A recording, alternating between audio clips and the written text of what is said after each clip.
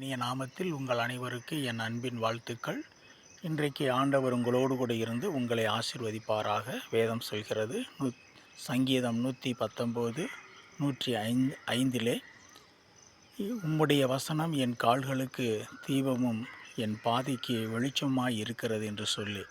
ஆம், எனக்கு அருமையானவர்களே, இன்றைக்கு நாம் வாழ்கிற வாழ்க்கையானது ஒரு இருளுக்குள்ளாக நாம் கடந்து சென்று கொண்டு இருக்கிறோம்.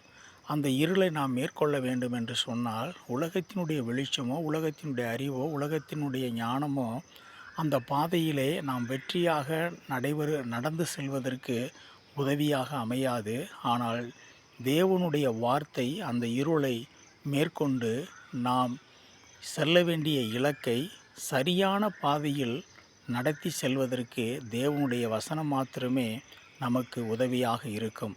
ஆகினாலே இன்றைக்கு இருளிலே நான் வாழ்கிறேன், இருளை அகற்ற என்னால் முடியவில்லையே, இருள் என்னை மேற்கொள்ளுகிறதே, நான் எப்படி இந்த வாழ்க்கையை நடத்தி செல்லப் போகிறேன் என்று சொல்லி நீங்கள் கலங்கிக் கொண்டு இருப்பீர்கள் என்று சொன்னால், தேவனுடைய வசனம் உங்களை வழிநடத்தும். தேவனுடைய வசனம் உங்களுக்கு வெளிச்சமாக இருக்கும்.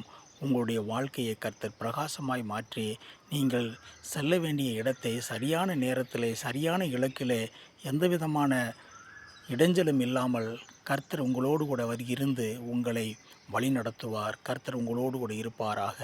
ஆமேன்.